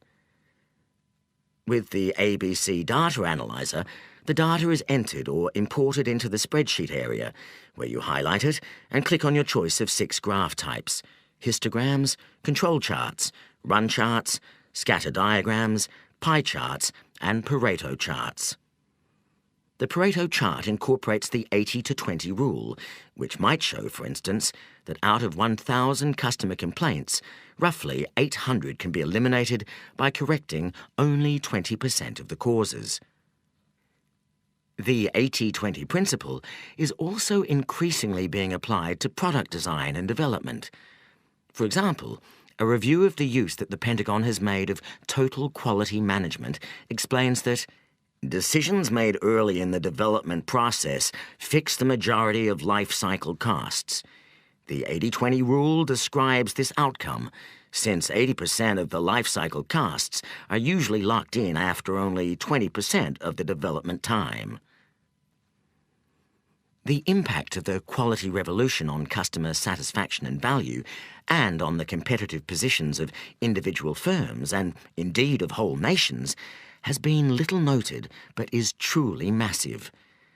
The 80-20 principle was clearly one of the vital few inputs to the quality revolution. But the underground influence of the 80-20 principle did not stop there. It also played a key role in a second revolution that combined with the first to create today's global consumer society. The second 80-20 wave, the information revolution. The information revolution that began in the 1960s has already transformed work habits and the efficiency of large tracts of business. It is just beginning to do more than this, to help change the nature of the organizations that are today's dominant force in society. The 80-20 principle was, is, and will be a key accessory of the information revolution, helping to direct its force intelligently. Perhaps because they were close to the quality movement, the computing and software professionals behind the information revolution were generally familiar with the 80-20 principle and used it extensively. To judge by the number of computing and software articles that refer to the 80-20 principle, most hardware and software developers understand and use it in their daily work. The information revolution has been most effective when using the 80-20 principle's concepts of selectivity and simplicity. As two separate project directors testify, think small, don't plan to the nth degree on the first day. The return on investment usually follows the 80-20 rule. 80% of the benefits will be found in the simplest 20% of the system, and the final 20% of the benefits will come from the most complex 80% of the system. Apple used the 80-20 principle in developing the Apple Newton Message Pad, an electronic personal organizer. The Newton engineers took advantage of a slightly modified version of 80-20. They found that 0.01% of a person's vocabulary was sufficient to do 50% of the things you want to do with a small handheld computer. Increasingly, software is substituting for hardware, using the 80-20 principle. An example is the RISC software invented in 1994. RISC is based on a variation of the 80-20 rule. This rule assumes that most software spends 80% of its time executing only 20% of the available instructions. RISC processors optimize the performance of that 20% and keep chip size and cost down by eliminating the other 80%. RISC does in software what CISC, the previously dominant system, does in silicon. Those who apply software know that, even though it is incredibly efficient, usage follows 80-20 patterns. As one developer states, "The business world has long abided by the 80-20 rule. It's especially true for software, where 80% of a product's uses take advantage of only 20% of its capabilities. That means that most of us pay for what we don't want or need." Software developers finally seem to understand this, and many are betting that modular applications will solve the problem. Design of software is crucial, so that the most used functions are the easiest to use. The same approach has been used for new database services. How do software developers do it? First, they identify what customers want most of the time and how they want to do it. The old 80-20 rule. People use 20% of a program's functions 80% of the time. Good software developers make high-use functions as simple and automatic and inevitable as possible.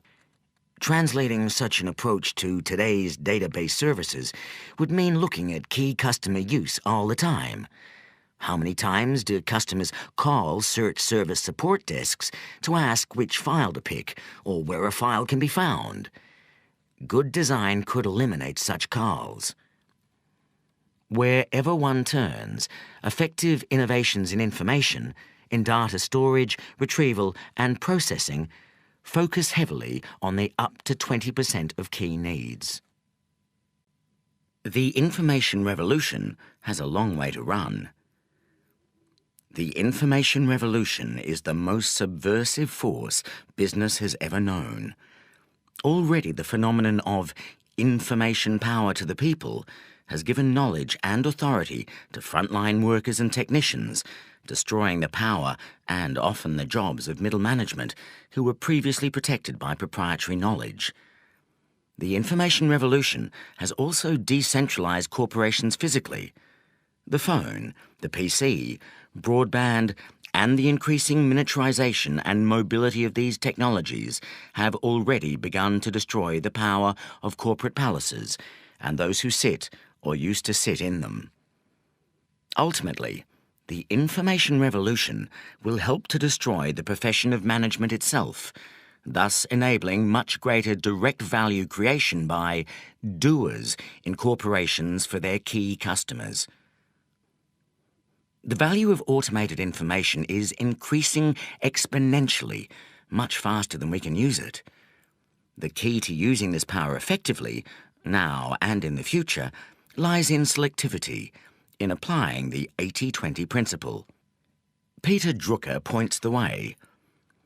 A database, no matter how copious, is not information. It is information's ore. The information a business most depends on is available, if at all, only in a primitive and disorganized form. For what a business needs the most for its decisions, especially its strategic ones, are data about what goes on outside of it. It is only outside the business where there are results, opportunities, and threats. Drucker argues that we need new ways of measuring wealth creation. Ian Godden and I call these new tools automated performance measures. They are just beginning to be created by some corporations. But well over 80%, probably around 99%, of the information revolution's resources are still being applied to counting better what we used to count, paving over the cowpats, rather than creating and simplifying measures of genuine corporate wealth creation. The tiny proportion of effort that uses the information revolution to create a different sort of corporation will have an explosive impact. The 80-20 principle is still the best-kept business secret. Considering the importance of the 80-20 principle and the extent to which it is known by managers, it remains extremely discreet.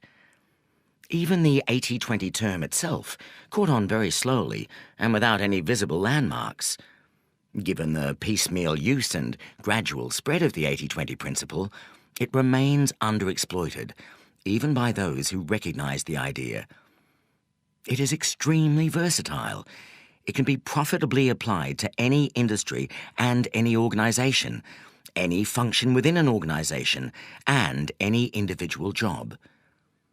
The 80-20 principle can help the chief executive, line managers, functional specialists, and any knowledge worker down to the lowest level or the newest trainee. And although its uses are manifold, there is an underlying, unifying logic that explains why the 80-20 principle works and is so valuable. Why the 80-20 principle works in business. The 80-20 principle applied to business has one key theme: to generate the most money with the least expenditure of assets and effort. The classical economists of the 19th and early 20th centuries developed a theory of economic equilibrium and of the firm that has dominated thinking ever since. The theory states that under perfect competition, firms do not make excess returns, and profitability is either zero or the normal cost of capital, the latter usually being defined by a modest interest charge. The theory is internally consistent and has the sole flaw that it cannot be applied to real economic activity of any kind, and especially not to the operations of any individual firm. The 80-20 theory of the firm. In contrast to the theory of perfect competition, the 80-20 theory of the firm is both verifiable, and has in fact been verified many times, and helpful as a guide to action. The 80-20 theory of the firm goes like this. In any market, some suppliers will be much better than others at satisfying customer needs. These suppliers will obtain the highest price realizations and also the highest market shares.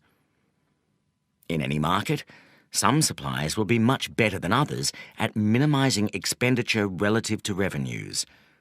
In other words, these suppliers' products will cost less than other suppliers for equivalent output and revenue, or alternatively, they will be able to generate equivalent output with lower expenditure. Some suppliers will generate much higher surpluses than others. I use the phrase surpluses rather than profits because the latter normally implies the profit available for shareholders. The concept of surplus implies the level of funds available for profits or reinvestment over and above what is needed normally to keep the wheels turning. Higher surpluses will result in one or more of the following. 1. Greater reinvestment in product and service to produce greater superiority and appeal to customers. 2. Investment in gaining market share through greater sales and marketing effort and/or takeovers of other firms. 3. Higher returns to employees, which will tend to have the effect of retaining and attracting the best people in the market. And/or 4. Higher returns to shareholders, which will tend to raise share prices and lower the cost of capital, facilitating investment and/or takeovers. Over time, 80% of the market will tend to be supplied by 20% or fewer of the suppliers, who will normally also be more profitable. At this point, it is possible that the market structure may reach an equilibrium, although it will be a very different kind of equilibrium from that beloved of the economist's perfect competition model. In the 80-20 equilibrium, a few suppliers, the largest, will offer customers better value for money and have higher profits than smaller rivals. This is frequently observed in real life, despite being impossible according to the theory of perfect competition. We may term our more realistic theory the 80-20 law of competition. But the real world does not generally rest long in a tranquil equilibrium.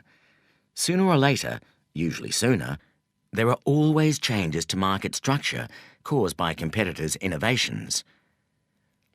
Both existing suppliers and new suppliers will seek to innovate and obtain a high share of a small but defensible part of each market, a market segment. Segmentation of this kind is possible by providing a more specialized product or service ideally suited to particular types of customer. Over time, markets will tend to comprise more market segments. Within each of these segments, the 80-20 law of competition will operate. The leaders in each specialist segment may either be firms operating largely or exclusively in that segment or industry generalists, but their success will be dependent, in each segment, on obtaining the greatest revenue with the lowest expenditure of effort. In each segment, some firms will be much better than others at doing this and will tend to accumulate segment market share as a result. Any large firm will operate in a large number of segments, that is, in a large number of customer-product combinations where a different formula is required to maximize revenue relative to effort and/or where different competitors are met. In some of these segments, the individual large firm will generate large surpluses, and in other segments, much lower surpluses, or even deficits.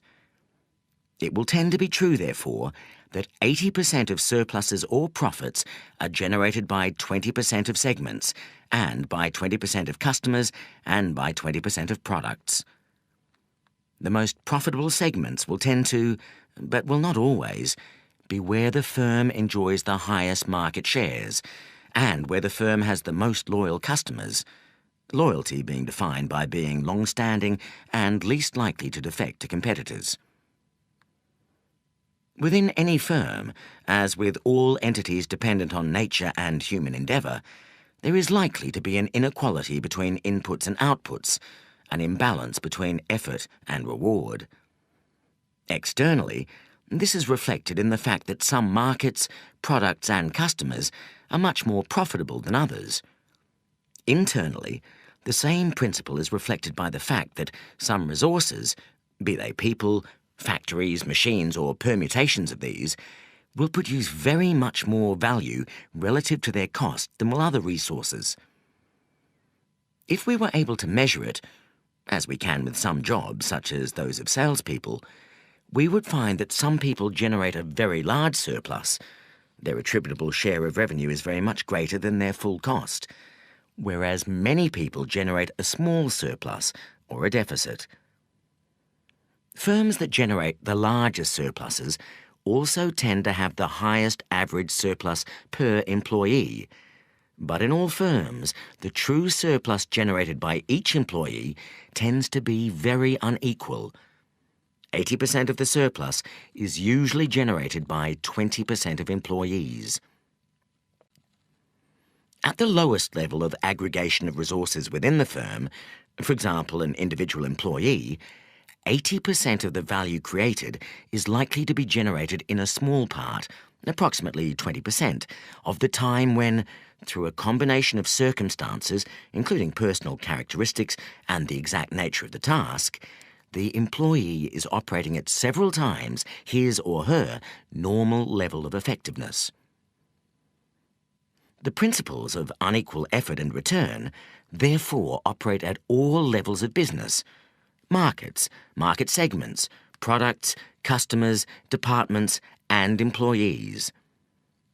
It is this lack of balance, rather than a notional equilibrium, that characterizes all economic activity. Apparently small differences create large consequences. A product has only to be 10% better value than that of a competing product to generate a sales difference of 50% and a profit difference of 100%. 3 action implications. One implication of the 80-20 theory of firms is that successful firms operate in markets where it is possible for that firm to generate the highest revenues with the least effort.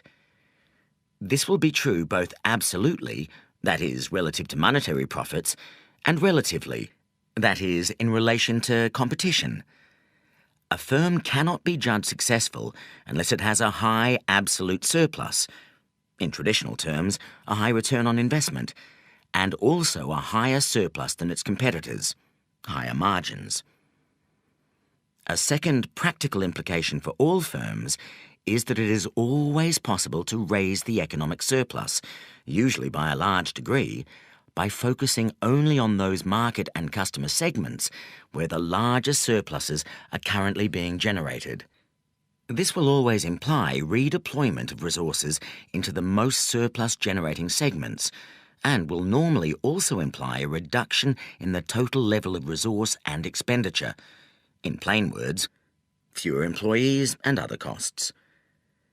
Firms rarely reach the highest level of surplus that they could attain, or anywhere near it, both because managers are often not aware of the potential for surplus, and because they often prefer to run large firms rather than exceptionally profitable ones. A third corollary is that it is possible for every corporation to raise the level of surplus by reducing the inequality of output and reward within the firm. This can be done by identifying the parts of the firm, people, factories, sales offices, overhead units, countries, that generate the highest surpluses, and reinforcing these, giving them more power and resources, and, conversely, identifying the resources generating low or negative surpluses, facilitating dramatic improvements and, if these are not forthcoming, stopping the expenditure on these resources. These principles constitute a useful 80-20 theory of the firm, but they must not be interpreted too rigidly or deterministically. The principles work because they are a reflection of relationships in nature, which are an intricate mixture of order and disorder, of regularity and irregularity. Look for irregular insights from the 80-20 principle. It is important to try to grasp the fluidity and force driving 80-20 relationships. Unless you appreciate this, you will interpret the 80-20 principle too rigidly and fail to exploit its full potential. The world is full of small causes that, when combined, can have momentous consequences. Think of a saucepan of milk that, when heated above a certain temperature, suddenly changes form, swelling up and bubbling over. One moment you have a nice, orderly pan of hot milk. The next moment you can either have a wonderful cappuccino or, If you are a second too late, a mess on top of your stove. Things take a little more time in business, but 1 year you can have an excellent and very profitable IBM dominating the computer industry, and before long, a combination of small causes resulting in a blinded monolith staggering to avoid destruction. Creative systems operate away from equilibrium. Cause and effect, input and output, operate in a non-linear way. You do not usually get back what you put in. You may sometimes get very much less and sometimes get very much more. Major alterations in a business system can flow from apparently insignificant causes. At any one time, people of equal intelligence, skill and dedication can produce quite unequal results as a result of small structural differences. Events cannot be predicted, although predictable patterns tend to recur. Identify lucky streaks. Control is therefore impossible, but it is possible to influence events and, perhaps even more important, it is possible to detect irregularities and benefit from them. The art of using the 80-20 principle is to identify which way the grain of reality is currently running and to exploit that as much as possible.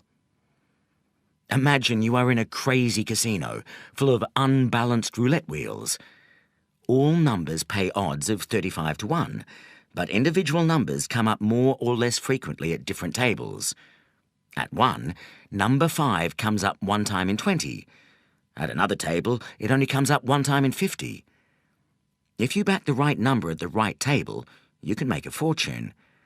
And if you stubbornly keep backing number 5 at a table where it comes up 1 time in 50, your money will all disappear, regardless of how high your starting bank.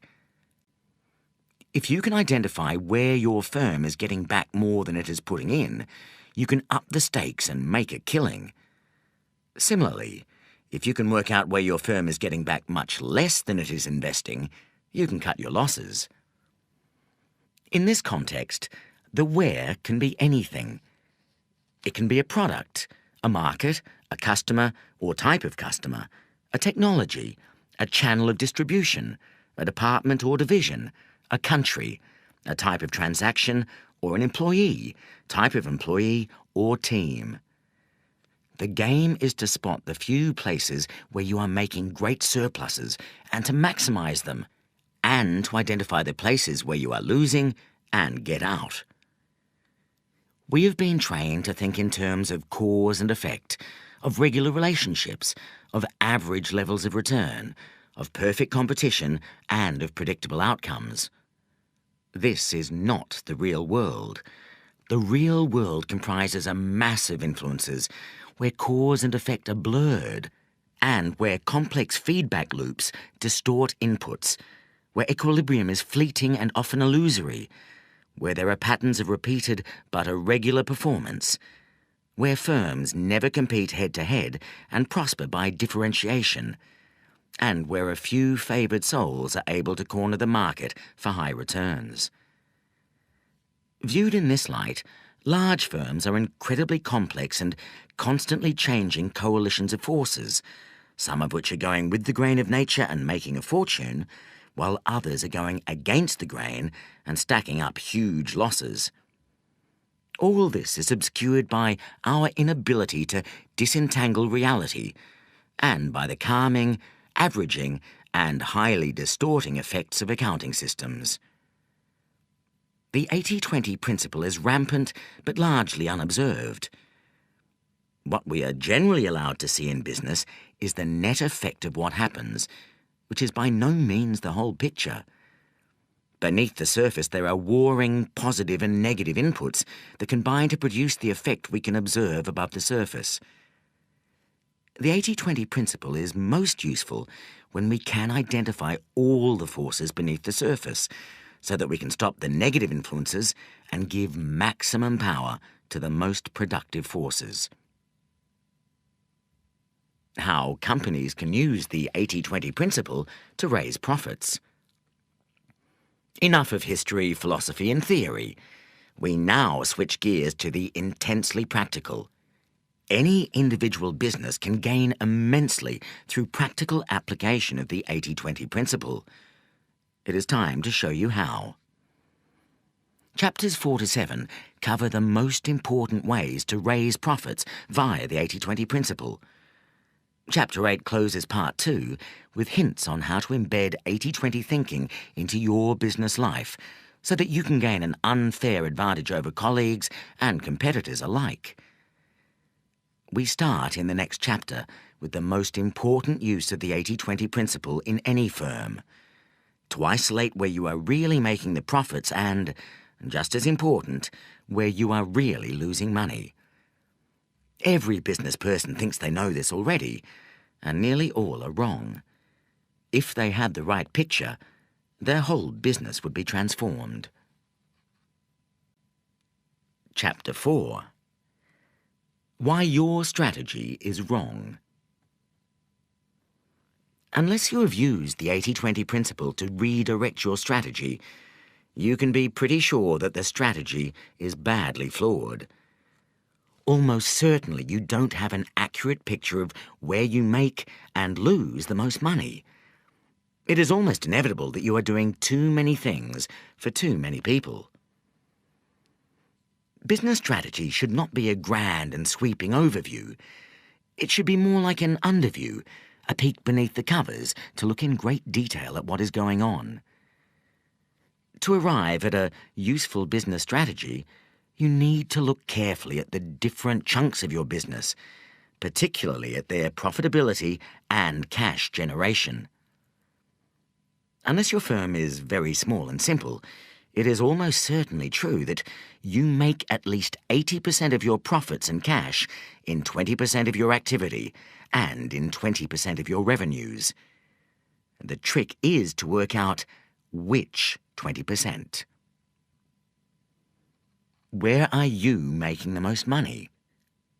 Identify which parts of the business are making very high returns, which are just about washing their faces, and which are disasters.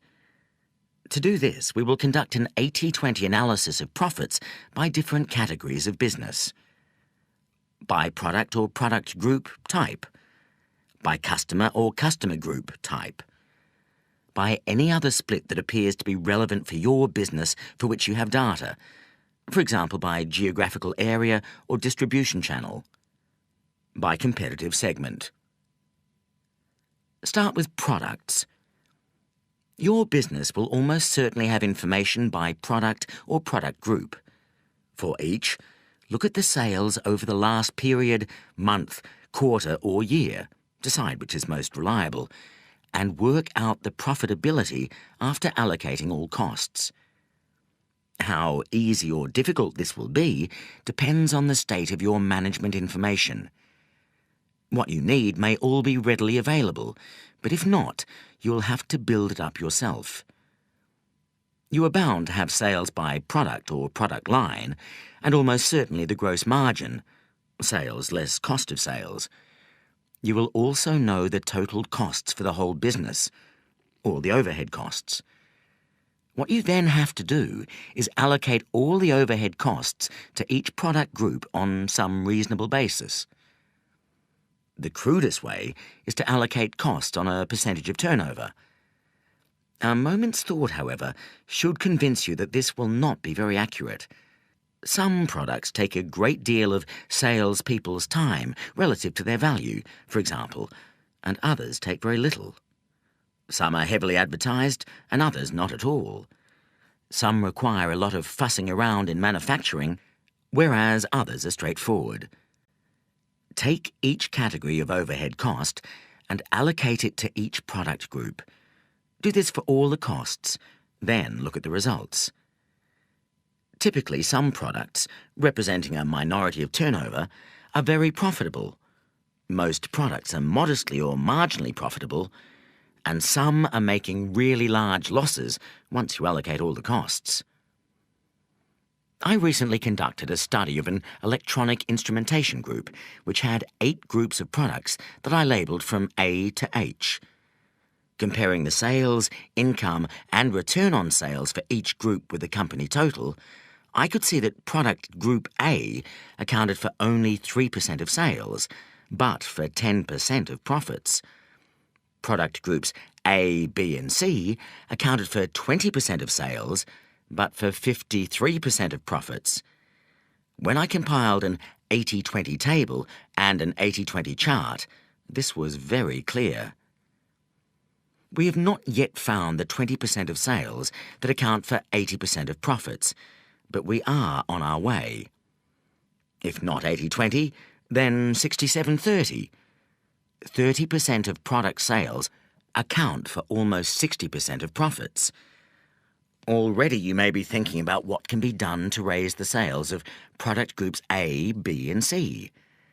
For example, you might want to reallocate all sales effort from the other 80% of business, telling salespeople to concentrate on doubling the sales of products A, B and C and not to worry about the rest. If they succeeded in doing this, sales would only go up by 20%, but profits would rise more than 50%. You might also already be thinking about cutting costs or raising prices in product groups D, E and F, or about radical retrenchment or total exit from product groups G and H. What about customer profitability? After products, go on to look at customers. Repeat the analysis, but look at total purchases by each customer or customer group. Some customers pay high prices but have a high cost to serve. These are often smaller customers. The very big customers may be easy to deal with and take large volumes of the same product, but screw you down on price. Sometimes these differences balance out, but often they do not. For the electronic instrumentation group I studied, I broke the customers into 4 groups and labelled them types A to D. Type A customers are small, direct accounts paying very high prices and giving very fat gross margins. They are quite expensive to service, but the margins more than compensate for this. Type B customers are distributors who tend to place large orders and have very low costs to serve, yet for one reason or another find it acceptable to pay fairly high prices, mainly because the electronic components bought are a tiny fraction of their total product costs. Type C customers are export accounts paying high prices. The snag with them, however, is that they are very expensive to service. Type D customers are large manufacturers who bargain very hard on price and also demand a great deal of technical support and many specials. An 80-20 chart and table that compared each group's sales, income and return on sales with the company's total revealed a 59-15 rule and an 88-25 rule. The most profitable customer category accounted for 15% of revenues, but 59% of profits, and the most profitable 25% of customers yielded 88% of profits. This was partly because the most profitable customers tended to take the most profitable products, but also because they paid more in relation to their cost to service. The analysis led to a successful campaign to find more A and B customers, the small direct customers and the distributors. Even taking account of the cost of the campaign, the result was very profitable. Prices for C customers, the export accounts, were selectively raised and ways found to lower the cost of servicing some of them, particularly by greater use of telephone rather than face-to-face selling. The D customers, large manufacturers, were dealt with individually. 9 of these accounted for 97% of D sales. In some cases, technical development services were charged for separately. In others, prices were raised, and 3 accounts were tactically lost to the company's most hated competitor after a bidding war. The managers really wanted the competitor to enjoy these losses. 80-20 analysis applied to a consultancy firm. After products and customers, take any other split of business that appears especially relevant to your business. There was no special analysis in the case of the instrumentation company, but, for example, for a strategy consultant client of mine, a simple split of projects into large and small categories was very helpful. The figures showed a 56-21 rule. Large projects constituted only 21% of turnover, but gave 56% of profits. Another analysis split the business into old clients, more than 3 years old, new clients, less than 6 months old, and those in between. The figures showed that 26% of the business, old clients, made up 84% of the profits, an 84-26 rule. The message here was to strive above all to keep and expand long-serving clients who were the least price-sensitive and who could be served most cheaply. New clients who do not turn into long-serving clients were recognised as being loss-makers, leading to a much more selective approach to pitching for business. Pitches were only made where it was believed the company concerned would turn into a long-term client.